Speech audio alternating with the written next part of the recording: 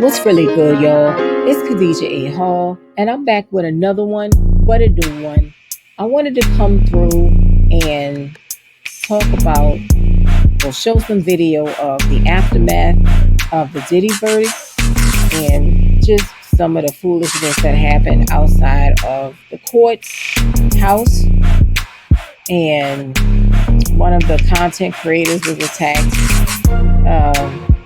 But before I do that, I want to really thank y'all for subscribing, liking, and watching my videos, sharing them if you did. I appreciate the people who are always respectfully giving their opinion in the comments. And if you guys would like to donate to the channel, I have my Cash App up there. I really appreciate it. If you support the channel in that way or any other way, I appreciate any forms of support. So with that being said, let me get to the video.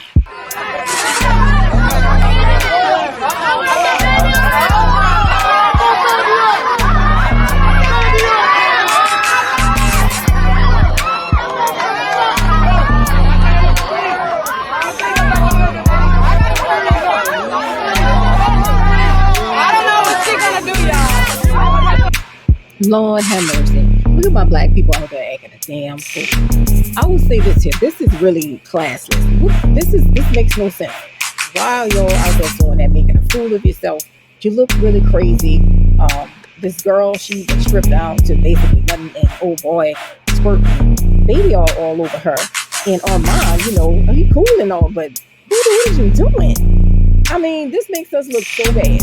I have second-hand embarrassment behind it. This is crazy. And what she's doing is what people think about black women. That we all just act that way. Unfortunately, we get that stigma. This is all of them acting a fool behind this. We don't care about y'all like that. You can be happy about the charges, those two charges, him not being found guilty on that. But this is ridiculous. Y'all have to make a fool of yourself to celebrate that. This is dumb. You bullied Diddy's entire family. Yeah, let's get back into it because you're a liar. Why don't you tell the people about that RICO you promised them? With that dry ass friend, tell them about that RICO you promised them. Tell them about that RICO you promised them, Tisa. Tell them about that RICO you promised them, Tisa. Exactly. You gotta do that. You sweating. She's scrambling and scraping, baby. Bad boy is back. Bad boy is back. Bad boy is back, Tisa. You scrambling and scraping.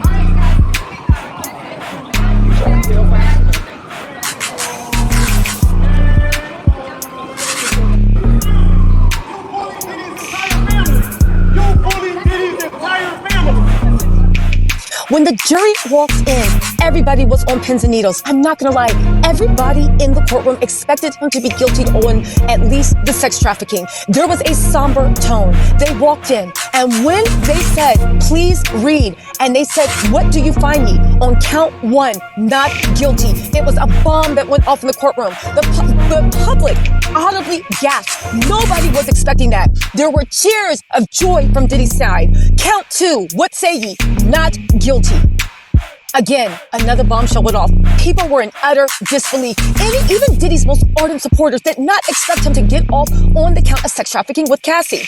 Count 3, when they said guilty for transportation of a prostitute, when they said guilty for the mayonnaise, that is when Diddy's team actually cheered. Yeah, that's all right. Okay, come on. Almost like we were watching a pro football game. When the other ones came in after that, there were jaws on the ground. It was unbelievable. People were looking at the jury, searching into how they could get a verdict in this day and age. They heard Cassie's mother, the 20,000. They heard Capricorn Clark. They heard about the savage beatings. And it was unbelievable that the only thing they said was prostitution. And that is because Daniel Phillips, in his testimony, actually said, at least I'm guessing that just because, that he got paid to have sex for money. It was a travesty. It was an all-out circus. Everybody, including myself, are running to safety. I got a question for you, Tisa Tells, and everyone's going to want to know this. You're in a car right now. You had to leave the courthouse. Why? I had time to leave the courthouse because Diddy's supporters were out of control. The first time I ran and did my live, of course, I had 2 armed security guys. Everyone told me, the people at the courthouse, is like, make sure you have security. There's a lot of weird stuff going on. It wasn't just me, but I'll tell you what I experienced. Diddy's supporters surrounding me, threatening me, saying that they were going to hurt me. It was a serious situation. It got so bad, and there was so much chaos and violence that they actually had to lock the courtroom down and force the Diddy supporters across the street. It was something myself, the news media, mainstream media, new media have never seen in their lives. The level, and again, the jurors, I hope to God they know how to sleep at night. Because again, I'm sure they did their duty. But when all that chaos was happening, as I was being threatened and ushered out by armed security people, I thought, this is what the jury did. They sent a signal that it is okay to use violence. It's okay to drug people up. It's okay to live a life of debauchery. It's okay to do whatever you want. Because guess what? If you work hard enough and you have enough money and enough delusional fans and you have ingrained yourself in culture enough that you can do whatever you want. And 12 of your peers will look the other way. Again, this jury was shocking. Tisa Tells, when you say that Sean Combs supporters threatened you, what were they saying? They were saying, you effing B, we're going to kill you, you effing B.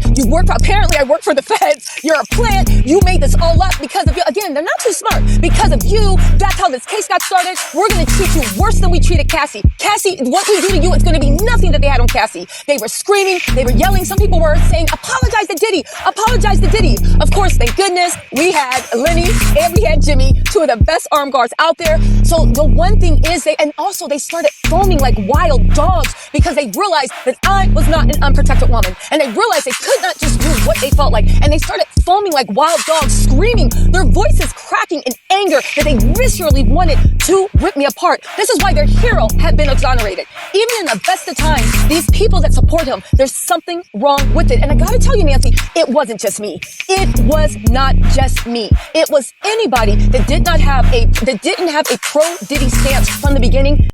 Like it, share it, subscribe. Thanks for watching.